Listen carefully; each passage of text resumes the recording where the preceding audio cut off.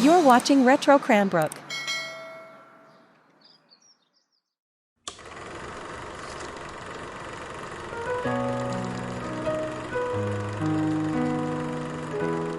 In the previous chapters, we've watched as Don, Betty, and Lynn's heartbreak fueled the determination to bring changes to our 911 emergency system by gathering over 20,000 signatures on a petition.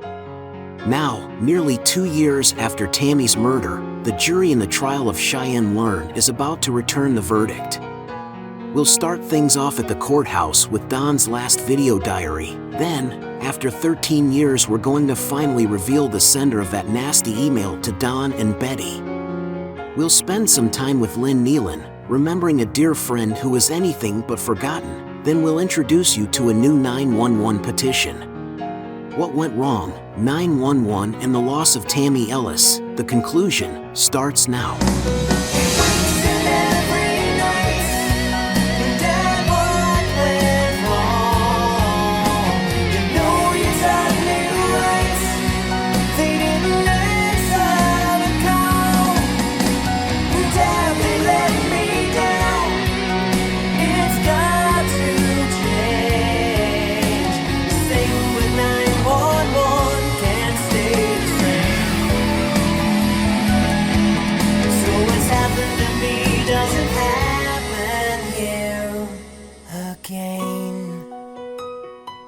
Dad, please bring 911 back here.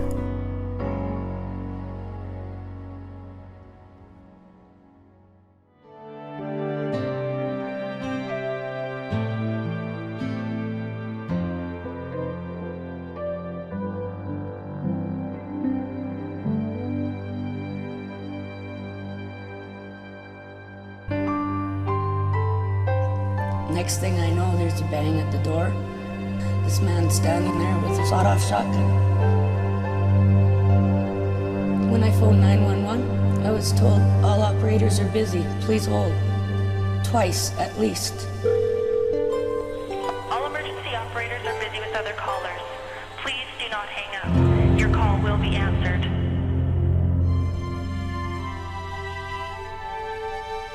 Why didn't they answer the phone?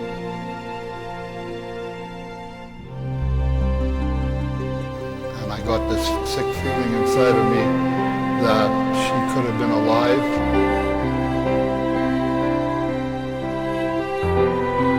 Maybe she just laid there and bled to death.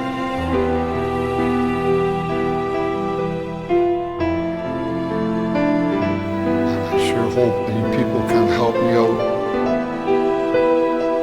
to not let that happen again.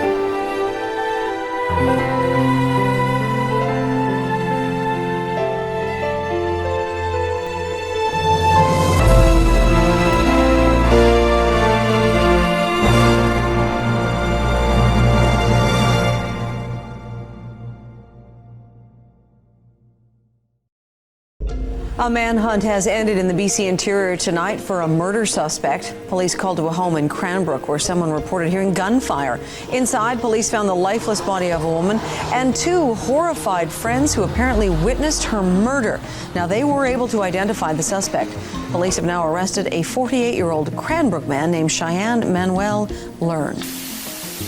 Pressure is building tonight for improvements to the 911 emergency service in southeastern BC. And it follows complaints that witnesses to a murder who called 911 were put on hold while the killer escaped. It's a story we first reported on last night's News Hour. And John Daly has a follow-up tonight. The fallout from this Cranbrook murder and the allegedly bad 911 response with a failed search and the killer getting away from the scene continues. Now, the parents of the victim are starting a petition to fix a 911 system they say is broken. Since then, we've been going through just nothing but hell. Well, if it wasn't for Dawn, I wouldn't be through it. It just drove me nuts. I got nothing more to say, really.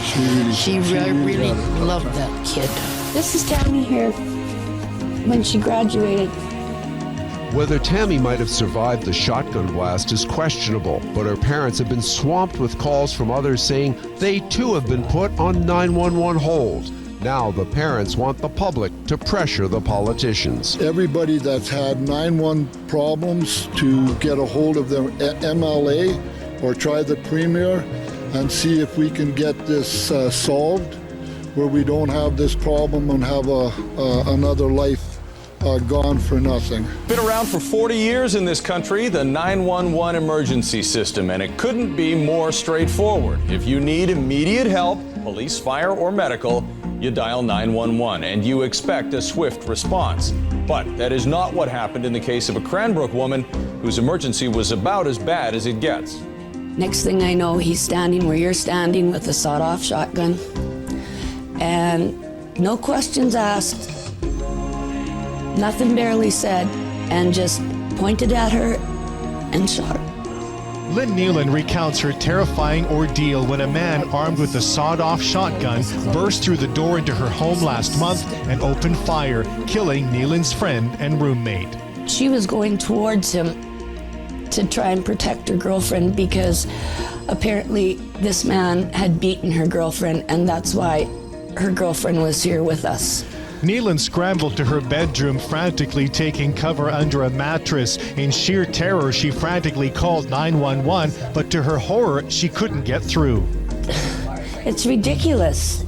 911's an emergency number, and you should be able to get a hold of them whenever. It shouldn't be a busy signal, ever. I mean, who knows what it could have been or what they could have prevented if they would have been here sooner. Frantically called 911, but to her horror, she couldn't get Her through. parents have gathered 20,000 signatures on a petition, and they've been lobbying the province to restore a local 911 service, but so far with no progress. Please bring 911 back here. And now Tammy's loved ones will also have to wait to see justice. For Don Mikulski, the past 18 months have been full of frustration and heartache. Since his daughter's murder just before Christmas 2007, he's had to deal with the slow wheels of justice. The trial for the accused killer was supposed to start yesterday in Cranbrook Supreme Court, but at the 11th hour, the family found out it's been delayed for another 3 months. I just thought enough's enough. How much can we put up with, But it looks like he's got more rights than I do. The fate of an accused killer is in the hands of a jury tonight as they try to determine if a Cranbrook man is guilty of first-degree murder. As Brett Valla reports, drugs and alcohol were big factors in this trial. Cheyenne Lern arrives in court in Cranbrook, his fate soon to be in the hands of the jury. They've spent weeks hearing how he shot Tammy Ellis 2 years ago. They now have to decide whether it's murder.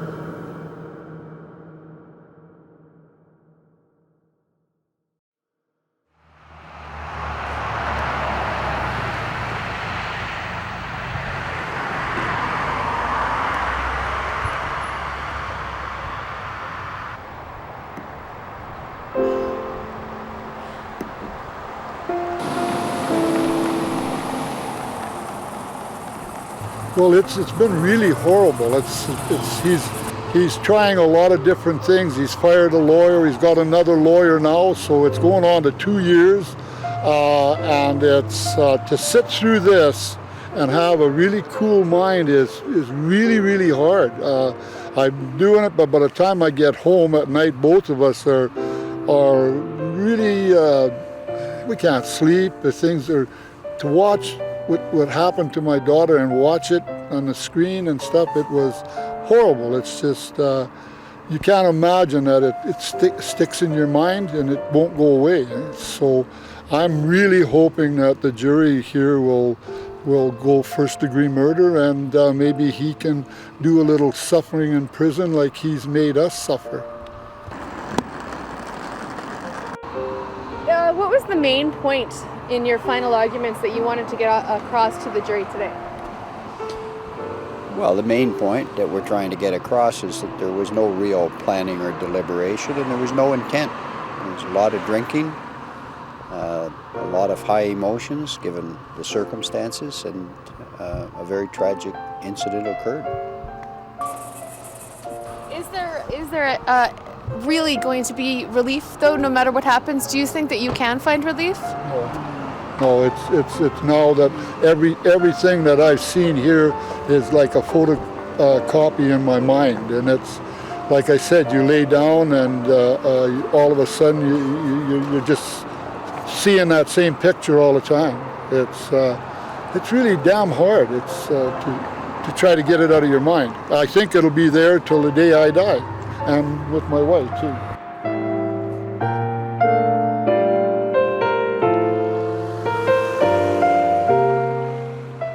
It's been terrible. I just can't sleep or do nothing. I just like to see him suffer like he's made us suffer. It's terrible to see your daughter up there on... I don't want to talk about it.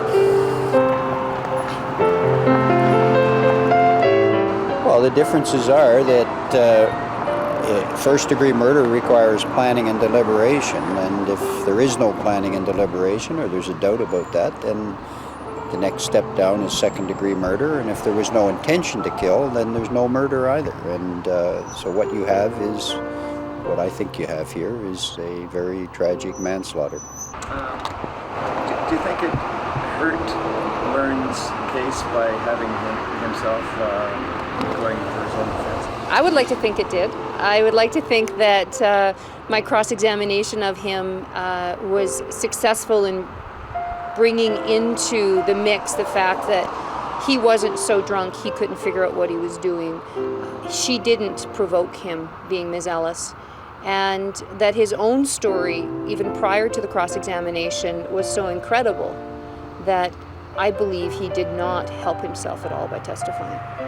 I can't see that he was that intoxicated.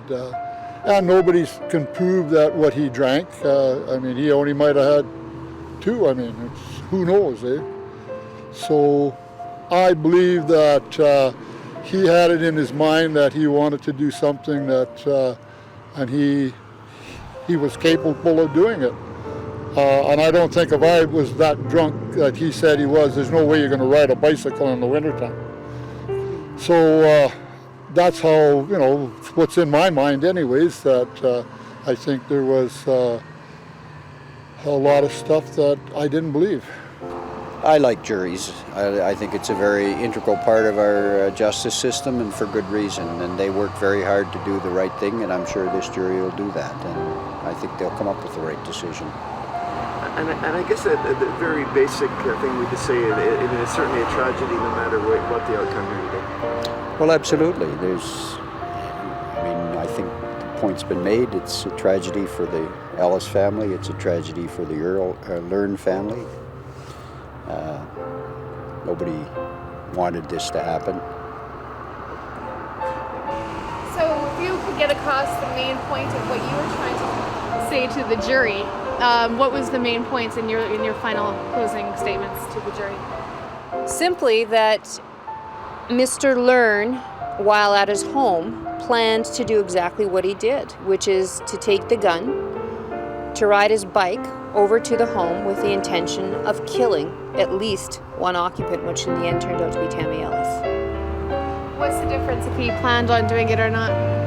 If he planned on doing something, if he planned and deliberated, that would mean that, and the jury finds that he did, it would mean that he would be found guilty of first-degree murder.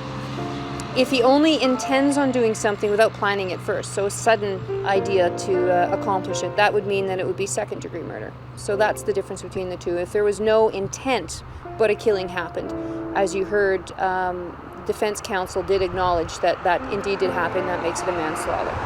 So.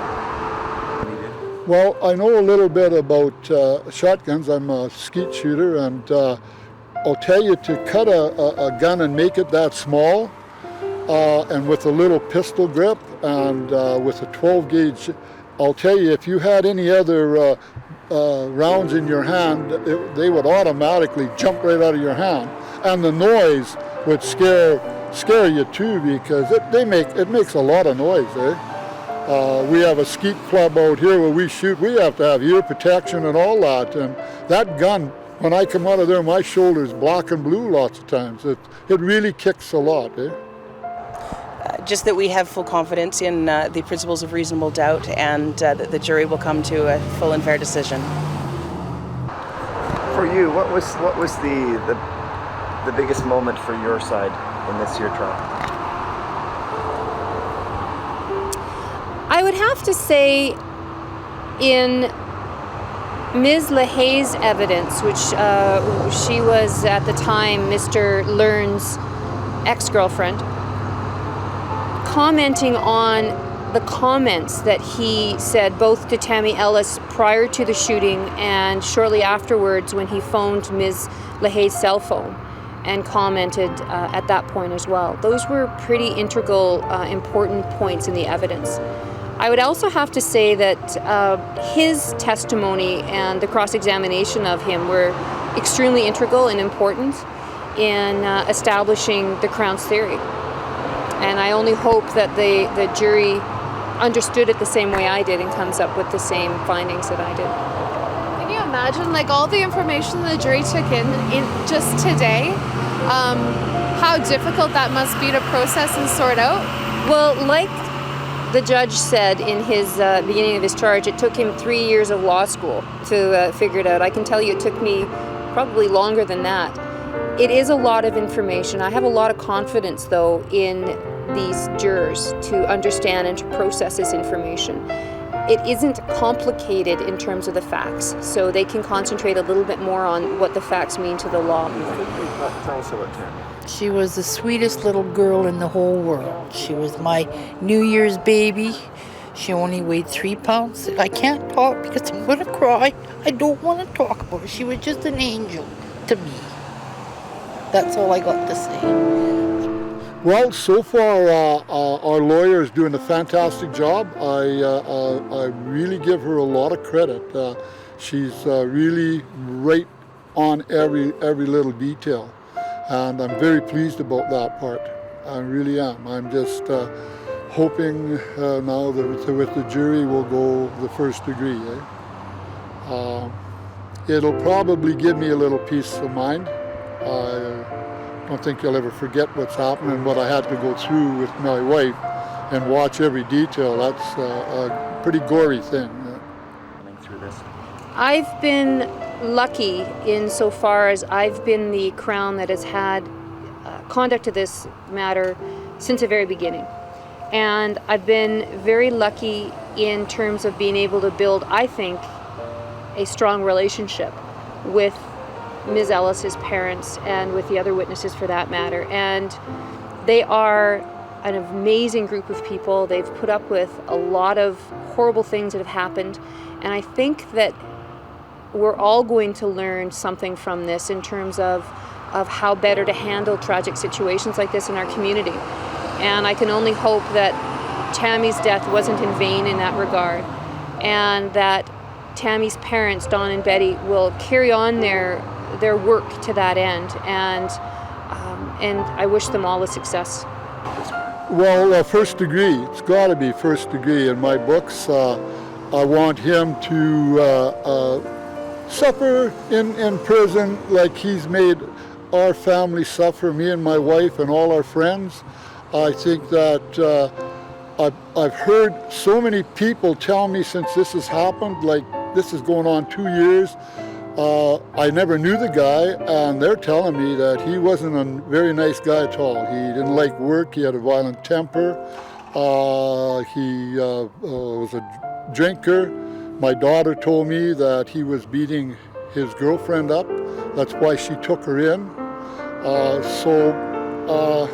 I think the guy probably deserves everything that he's got.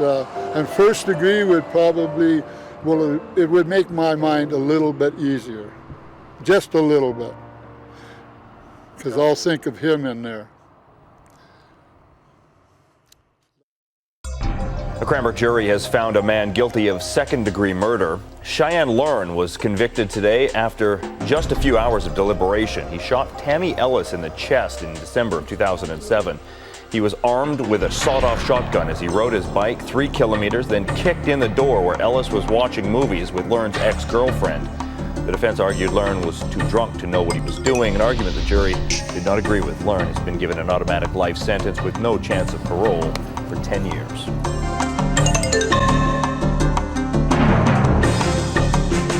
Shortly after returning the verdict, the jury, consisting of 7 men and 5 women, were sent back out to discuss the amount of eligibility before Lynn could apply for parole. A short time later, the jury returned to announce their recommendation. The jury recommended the amount of time before Lynn can apply for parole to be a minimum of 20 years. On Tuesday, October 27th, whether or not the judge would take the jury's recommendation into consideration would be made known.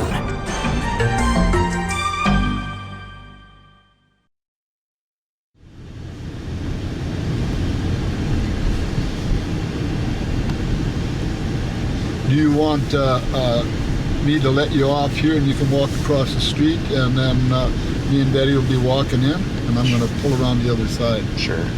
Okay.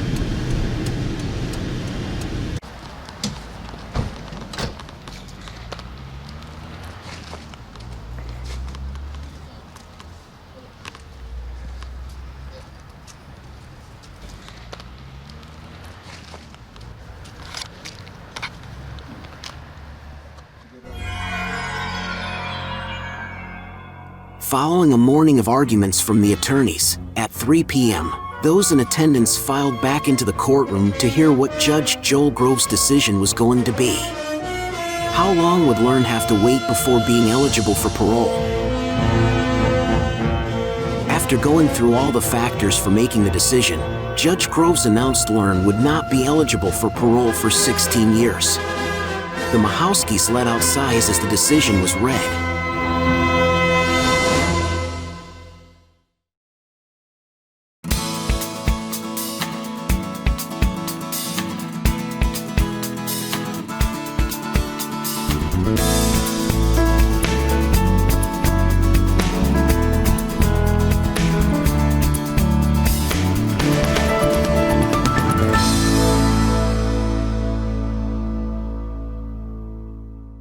Is there any sense of relief to this?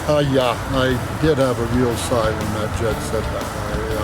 I was still hoping for first-degree murder, but he's got life, and I think he'll probably end up doing something bad in there the way he is, eh? So he'll probably never ever get out of there again. It's going to be on my mind till, and my wife's for life too. I mean, we've got a life sentence here too, not just him. That was the toughest thing I ever done in my whole life, to go through this, to see how he murdered my daughter and the autopsy. But I guess we got to go on. Got to kind of have a strong mind, and I hope that it'll start coming into me, because I still got that awful feeling that I can't, sleep. So we'll see what happens from now. Maybe talk to me 2 months down the road and see how I feel. But right now I got a really relief that we're not going to be sitting in there every day listening to the same thing. So I think my wife did too. I hear a big sigh out of her when the judge said that. Is it okay if I ask you too, Betty? No, I don't want to be asked. Okay, that's fine.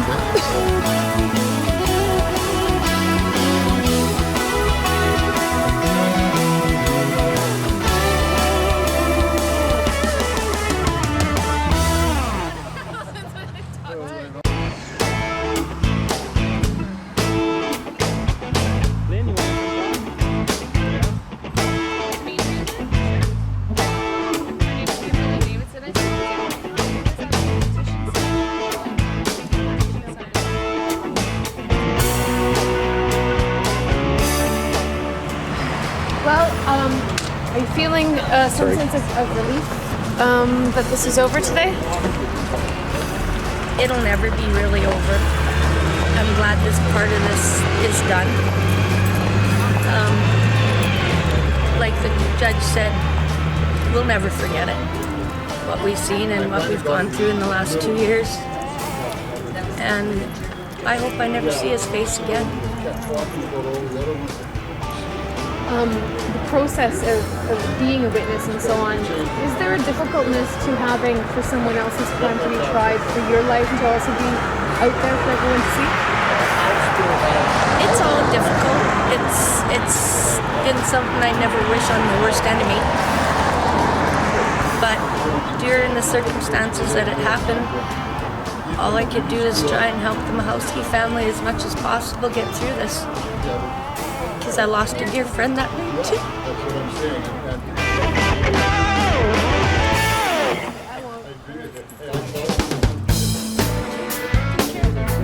Thanks, Lynn.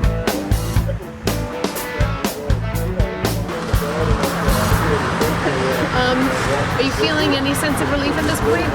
A little bit. A little bit. It could have been more, but life's such distance, you know. What did you think about the process of what you saw in the courtroom? I think the judge called it right, that he was controlling, and it was sad that, you know, that wasn't a factor in the case that I was put through throughout the years. But I'm just really, really sorry for Tammy's parents. And sorry for any part that I had to do with it. And I just believe that she was my angel. She saved my life. Is it tough to when somebody else is being tried for a crime that your own life comes out on the witness stand as well? Yeah, it is really tough, but I've changed my life for the better. And one good thing that came out of it is I'm clean. I've been clean for a year and a half, and I have a son, and he's my life. So. How are you going to go on from here on out? Or are you going to be able to move your life along now? Yeah, I think that I will be able to have some sort of peace and justice, and just God knowing that he's hopefully never going to get out.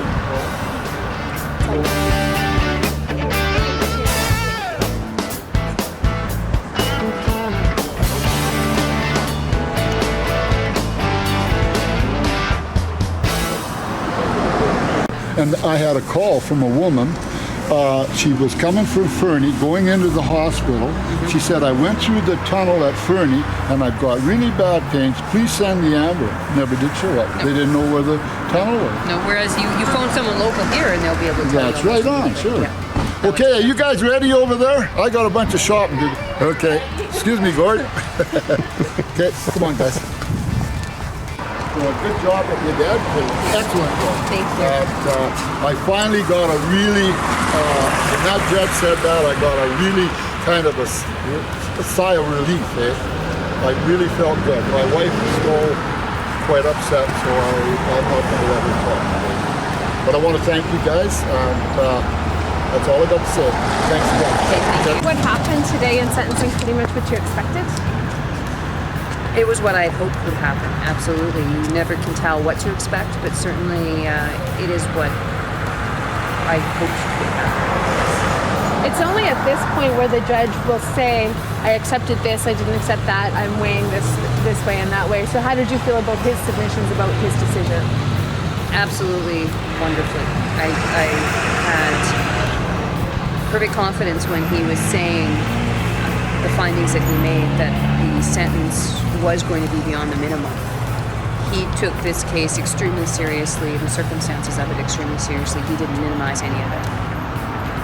I suppose this has nothing to do with you, but I'm asking you anyway. Would you expect an appeal? It's always something that you expect when there are murder convictions.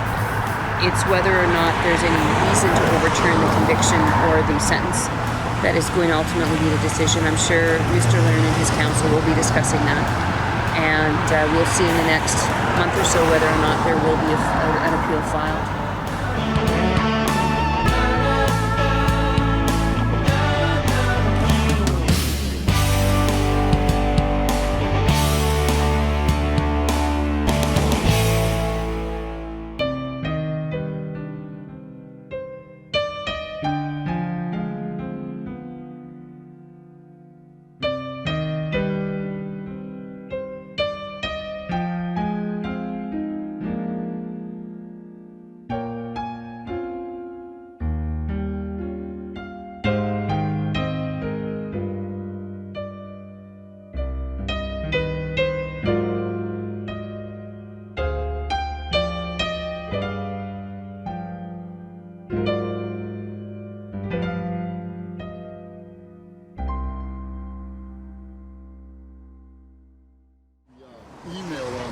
Tammy 911. I heard that. You did, eh? That's going to turn out to be interesting if it is what some people suspect. Yes.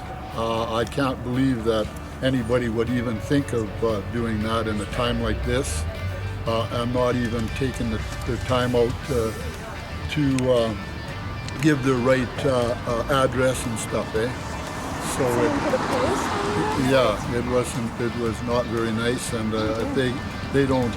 We're going to try to find out who it is, and they should at least come up and say, you know, their address, their phone number, and whatever, and we'll talk to them about it. Whatever they did there was not nice. The nasty email, as the team referred to it, was received 5 days earlier, on Thursday, October 22nd at 2:39 a.m. through the contact form on Tammy911.com. Submitted with fake contact information to hide the sender's identity, the message, assumed to be intended for Gord Clark, started with attacking both Gord and the Mahowskis with malicious accusations. Besides the obvious focus on the content of one of Gord's articles, recent events like Don's emotional outburst during the trial, and a card that Lynn innocently pinned up in the hallway of the courthouse likely contributed to the writer's perspective. Between insults, some of which we'll display here on top of the full email, were corrections to the legal references that Gord published believing his sources were accurate. The sender rudely picked apart everything with such insight. The team began to wonder if the writer was an attorney who was present during the trial. Any errors on Gord's part, once verified, were corrected. The rudeness would be excused, but the insensitivity towards the Mahowskis after they just endured the trial of their daughter's murderer would not be. The IP address used to submit the contact form was traced to a Shaw Cable account in Nanaimo, BC, linked to a relative of one of Cheyenne Learn's defense attorneys, an attorney who was confirmed to be their visiting family. The IP trace information was sent along with a copy of the nasty email to the Law Society of British Columbia. 3 weeks later, Don and Betty received a handwritten letter. They accepted her apology, and the Law Society was asked to stop any further action on their behalf.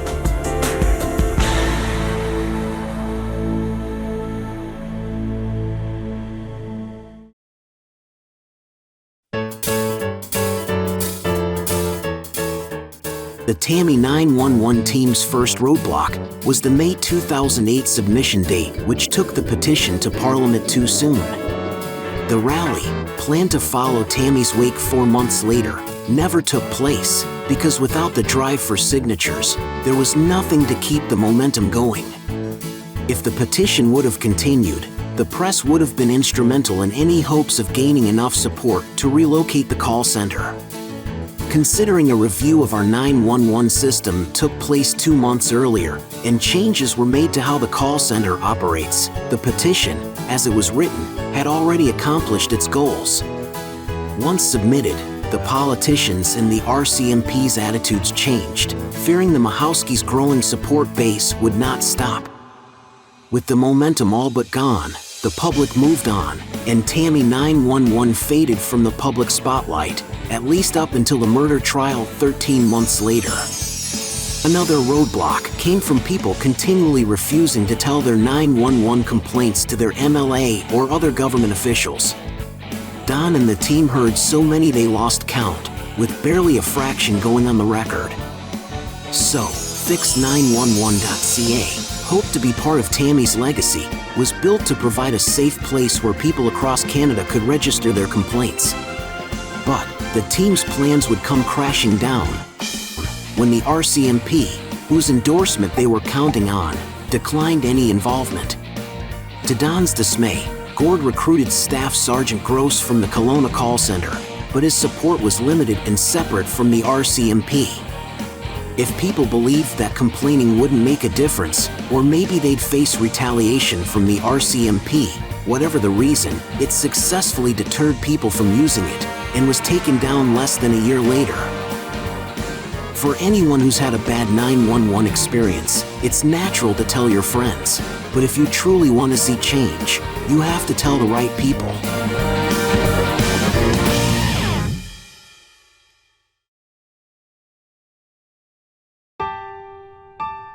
Nearly 2 months after the trial in December 2009, Don and Betty would face the second anniversary of their daughter's death, followed by her New Year's birthday, making that time of year understandably difficult.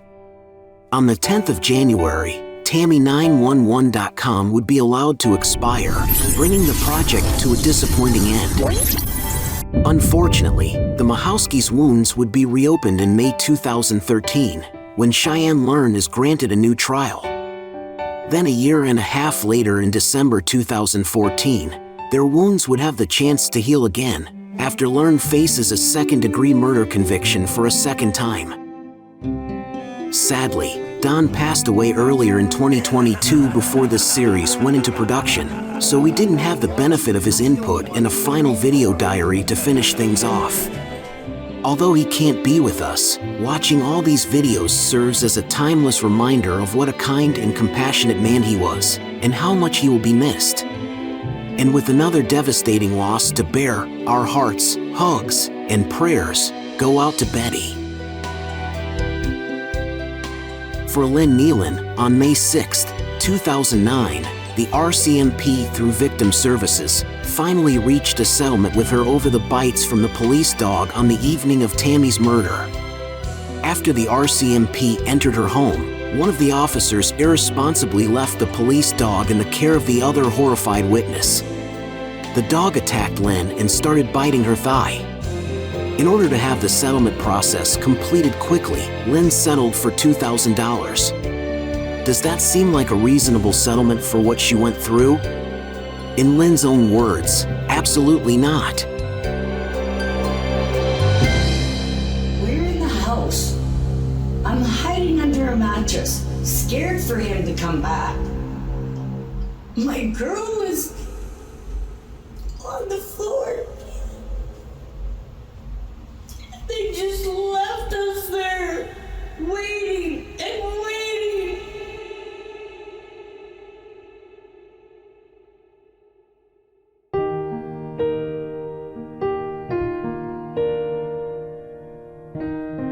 We were flagging partners at the beginning, and we worked together on and off, and she had magnetism to her that people just cling to. And then we became good friends. And then when she was separating with her husband, she needed a place to stay, and that's what I do. So she became my roommate and an amazing friend. How long were you living together? About 4 months. It was during the winter with no heat, and yeah, but we made do. Tell me about her. Oh, she was one of the most caring, giving, genuine, honest, amazing lady. She would help anybody. She just had a really big heart. And obviously in the videos with the deer, I'll never get over that one. Yeah, she would help anybody. And that's what brought us to that night.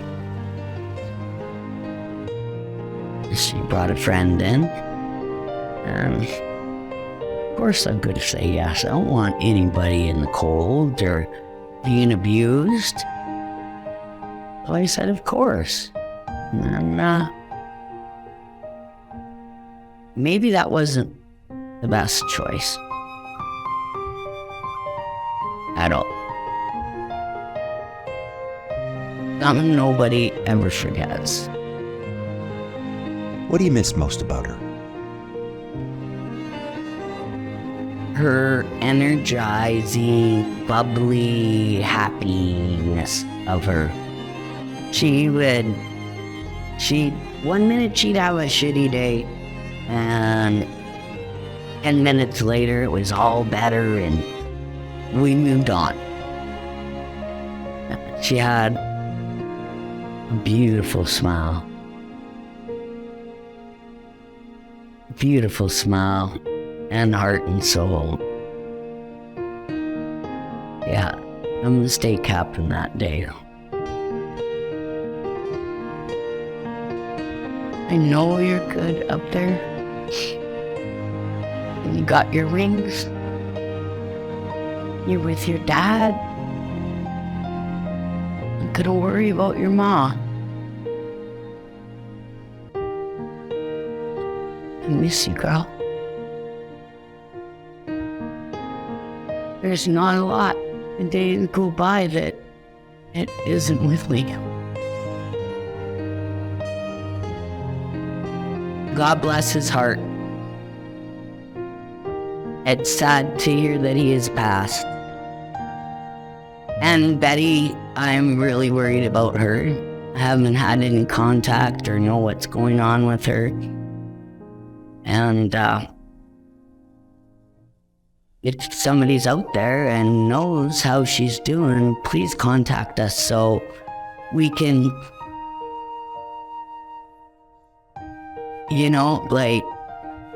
I can't believe how her life is, especially losing her rock Dawn.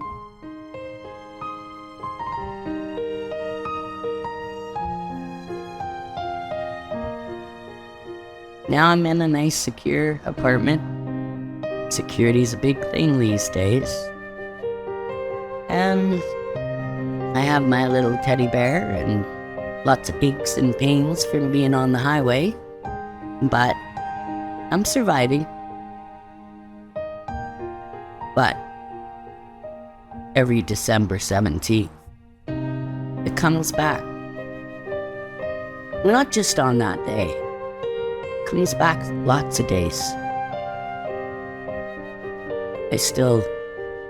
I get startled so easily, and some people don't understand why.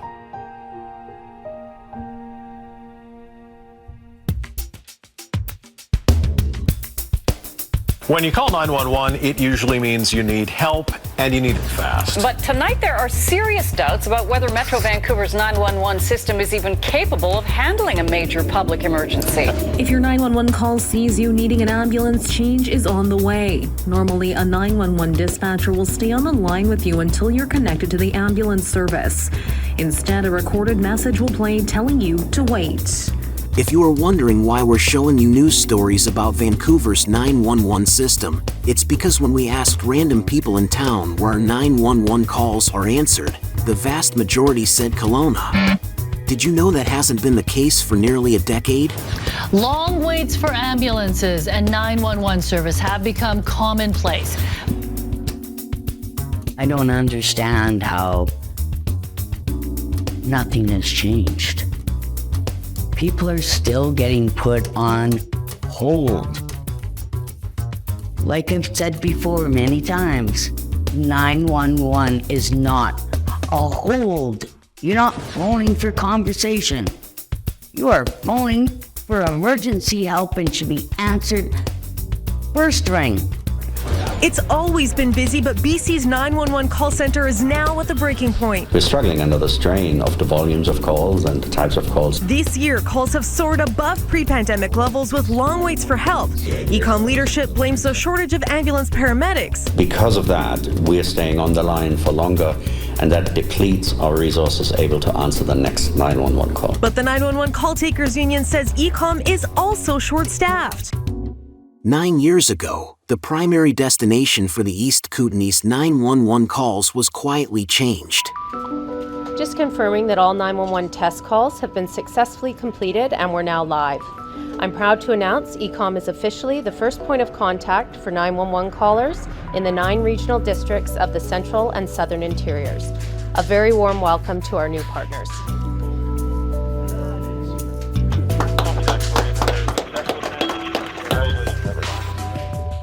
In 2004, the East Kootenays 911 answering service was relocated to the RCMP Southeast District Operational Communications Center in Kelowna.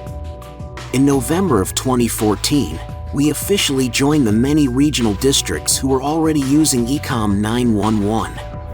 At that time, the Kelowna OCC went from the primary to a secondary point of contact. The reason why we haven't experienced the same severity of problems as those on the coast is because when ECOM can't answer our calls, the Kelowna OCC or another secondary point of contact picks them up as they all work together. Now, for those of you who didn't already know, this is our 911 call center. At any moment, any day, we take action. We're who you call when you need critical help now. And we answer the call thousands of times a day. But we also act on the future because the safety of British Columbians depends on it. It was just 20 years ago we first served, starting in Metro Vancouver and now province-wide. From one agency using our radio and dispatch services to more than 100 today. But there are many pressing challenges ahead. Increasing call volumes, complex social concerns, rapidly changing technology, competition for talent, and more. We're taking action to solve difficult problems, to help save lives and protect property, because public safety is in our DNA. We have a bold plan, one focused on service, the people who provide it, innovation, and trusting relationships. A vision to 2025 that includes transforming the 911 platform province-wide, increasing operational and technical resilience against all kinds of threats, bringing our services to more communities, being the best we can be for our people, our partners, and the public. Our vision is to help create safer communities. At any moment, any day.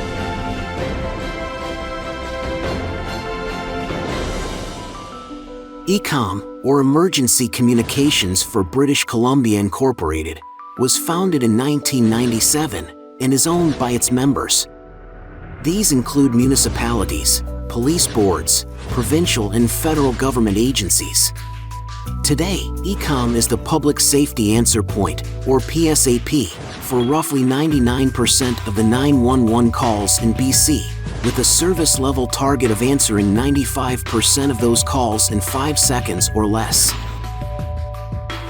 ECOM answers 911 calls for 25 of the 27 regional districts across BC. When someone calls 911, ECOM asks if they need police, fire, or ambulance. There are undoubtedly staffing shortages with ambulance call takers, and that leads to longer waits since the operator stays with the caller till they're transferred. There are no delays transferring to fire departments, but when the call goes through to police dispatch, it's actually another department within ECOM. They're contracted to deal with emergency call taking and dispatch of many police agencies as well as non-emergency calls.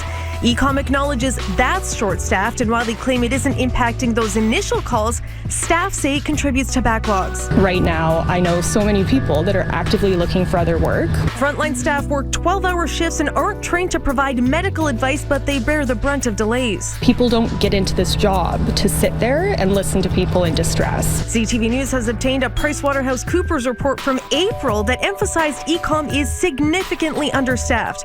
Those who are there, they're crying before their shifts, they're crying after shifts. They know that there's this extreme burden to work additional overtime. It couldn't be farther from the truth that we are adequately staffed. And while they still insist the initial 911 delay isn't their fault, ECOM does acknowledge the services are connected, and so any delay that's prompted in one service area will affect the other service areas. Despite their SL target, people have reported reaching the recorded message, some having long wait times, some not having their calls answered at all. With staff leaving for better pay and manageable schedules, these public servants face every shift knowing they'll have to skip bathroom breaks, take back-to-back calls without any recovery time, and work overtime to compensate for dangerously low staffing. It is difficult to fully imagine what the call takers are going through, and they're the ones caught in the middle of this mess. Fortunately, we know someone who knows their struggles firsthand. When you call 911, seconds count. Delays can lead to property damage, injuries, and even death. 911 operators are the ones that you call during the worst moments of your life. When you're on hold, we feel your frustration. When you're on hold, we feel your pain. When you're on hold, we hear your suffering. This is Donald Grant. He's the president of QP 8911, the union representing the call takers and many others who work at ECOM's 3 facilities. In an open letter to all British Columbians titled ECOM 911, Fixing a Broken Service, Grant states, "The pathway forward is clear, but the problem is a lack of consistent and stable funding. This is caused, in large part, by a problematic and complex funding formula, ill-equipped to deal with the inflationary realities of emergency services. Communities of all sizes and varying needs pay into the system, but because many have other priorities, the funding bounces based on need, responding to cyclical catastrophes. The other problem is that we are losing some of our most skilled operators to agencies that pay better, sometimes significantly better, or have manageable workloads."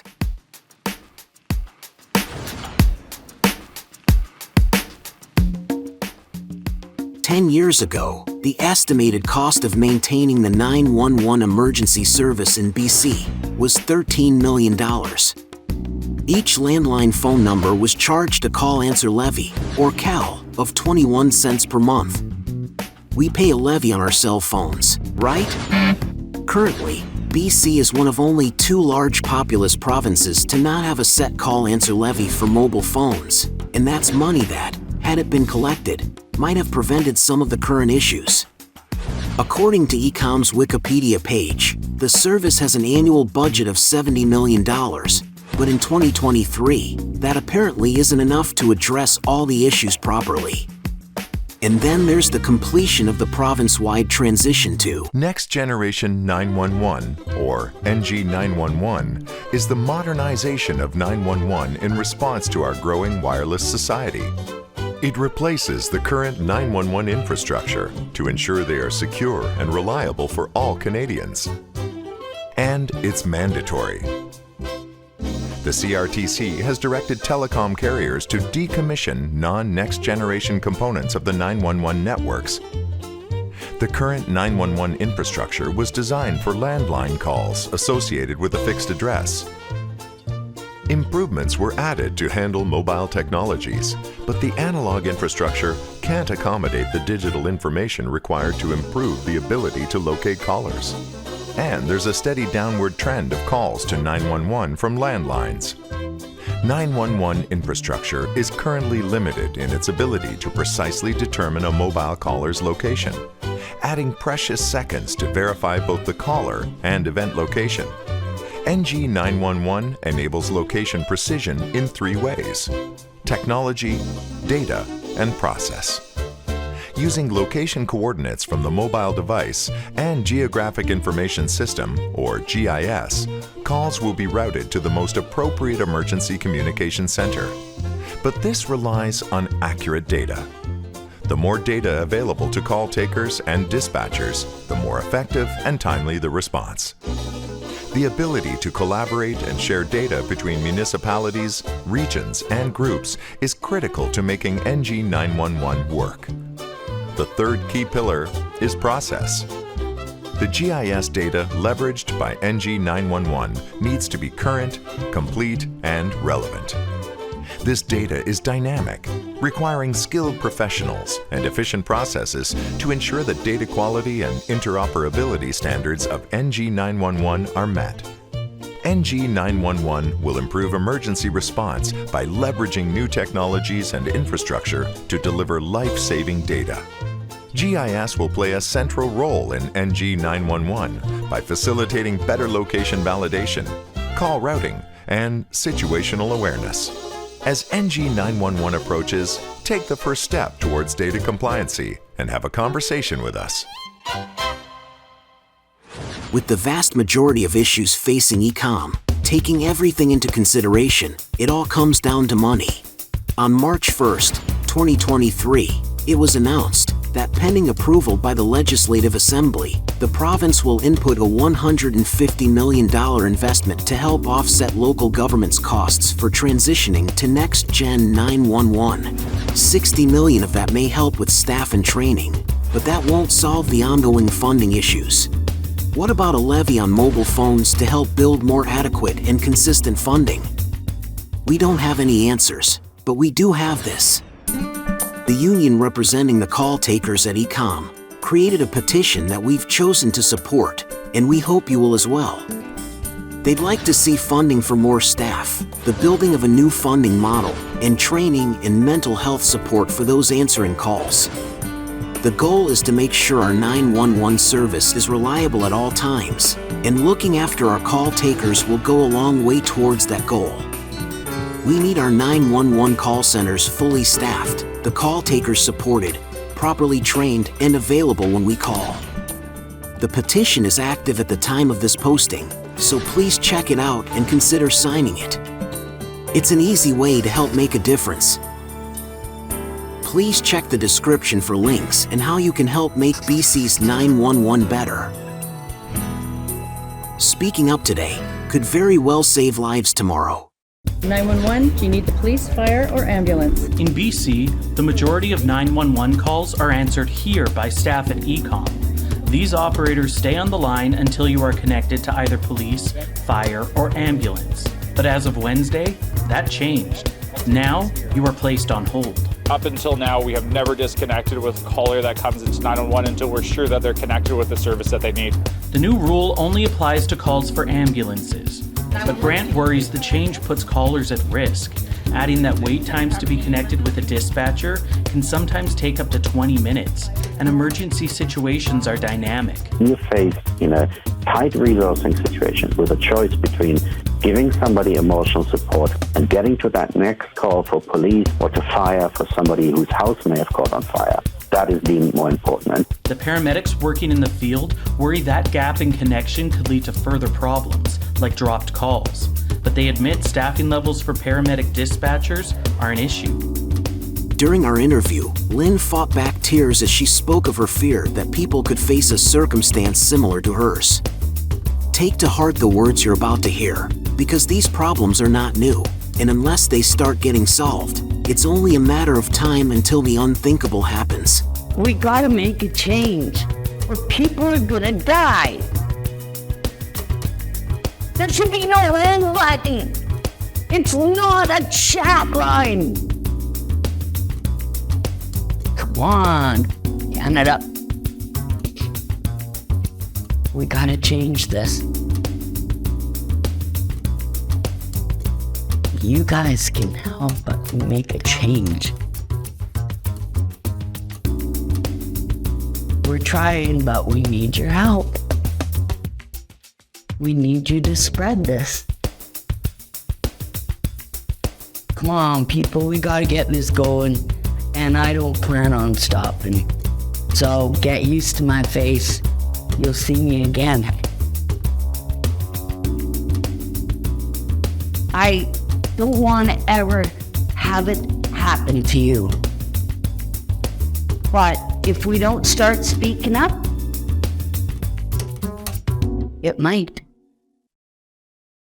If you ever have a medical emergency and have to call 911, the improved level of ambulance and fire response you'll receive will be owed to Tracy Gunderson. BC ambulance for what city, please? Vancouver, I'm waiting for you. Hang on, what's the address you need help to, ma'am? What? With that, the clock started ticking on Gunderson's life last November. The 56-year-old woman with a drug addiction, bleeding from an abscess. An ambulance arrives outside her secure downtown Eastside apartment building at 250 Powell within 5 minutes. I'm all dizzy and blurry. I understand. Just hang in there. We're going to be there soon to help you. But they weren't. Ambulance crews couldn't get through the locked doors of Gunderson's building. And fire crews who have master keys to multi-unit buildings like this weren't called in to assist until it was too late, even though the closest fire hall is half a block away. It took paramedics 35 minutes to reach Gunderson's lifeless body. No one should call for help and not receive it. Gunderson's daughter, Chelsea Brent, demanded answers, angry that a controversial policy change in May 2018, brought in by BC Emergency Health Services, which oversees 911 response, stopped firefighters from attending all but the most urgent medical calls. It brings me to tears often because it's not something that you ever wish on someone, to die alone, scared, and wondering if help was ever going to arrive. Chelsea wrote to BC's health minister appealing for a review of her mother's death. Adrian Dix agreed to launch a sweeping investigation. Now Dix has accepted all 14 suggested changes to the province's 911 system, made by 2 independent outside emergency care experts. This is a serious case. It's a tragic case. It's a heartbreaking case. And there are lessons to be learned, and that's why I did it. The report's finding that 911 policies and actions need to be revamped to improve care of future patients. And among the recommendations, the need for better communication among dispatch, ambulance, and fire, and that fire crews be dispatched where there is any suspicion of access delay. Dix denies it's a rollback of the efficiency cuts made in 2018, 6 months before Gunderson's death. I don't think it's a rollback at all. It just makes sense. BC Emergency Health Services says it welcomes the recommended changes to 911 and will work with the Health Ministry to prevent something like this happening again. The Vancouver Fire Department says it supports the findings and believes fire crews should be sent to any emergency where its fast response times can improve patient outcomes. Chelsea Brent just says she's glad her mother's death will help others. I know she never liked attention, but I think she would be thankful. Hopefully, we've given you enough information to understand the past and present issues and why the union's petition is so important. Right now, there is no better way to support our call center than by standing up with our call takers. We may not have known previously that ECOM 911 was our first point of contact, but we know now, and will need to pay closer attention from this day forward. In the meantime, Donald Grant has some advice for us all. So you might be asking me, are there things that you can do to help? 1, stay on the line when you call 911. If you hear a recorded voice announcement, we're trying to get to you as fast as we can. 2, know your location. Location's key when we're trying to send you the help you need. And 3, support your 911 operators who are doing the best they can to get you the help you need. Before we finish, we have 2 short videos to share with you. We're going to go back to 2009 to what viewers would have seen when watching the first video posted to the website. The intro clip would automatically play. Then, with a click of the mouse, Tammy's memorial slideshow would start, accompanied by a song written and performed by Marilyn Christensen. The last thoughts we'll leave you with are those of Tammy Lee Ellis. Her courage inspired us, and she will continue to inspire us and others if we keep her memory alive. Thankfully, we won't need 911 for that. Inside, police found the lifeless body of a woman and 2 horrified friends who apparently witnessed her murder. It's been around for 40 years in this country, the 911 emergency system. Next thing I know, he's standing where you're standing with a sawed-off shotgun and shot. In sheer terror, she frantically called 911, but to her horror, she couldn't get through. More people are coming forward with serious complaints about the 911 emergency service in southeastern BC. Dad, please bring 911 back here.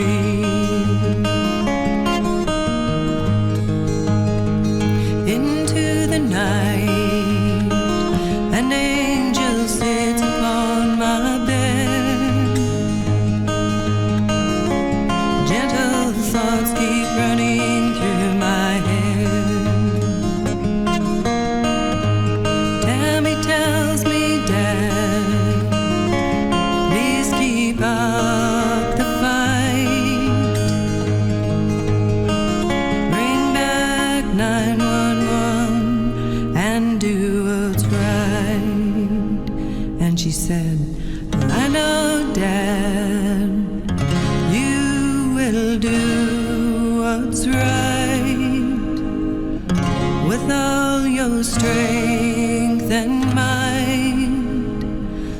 I know, Dad, you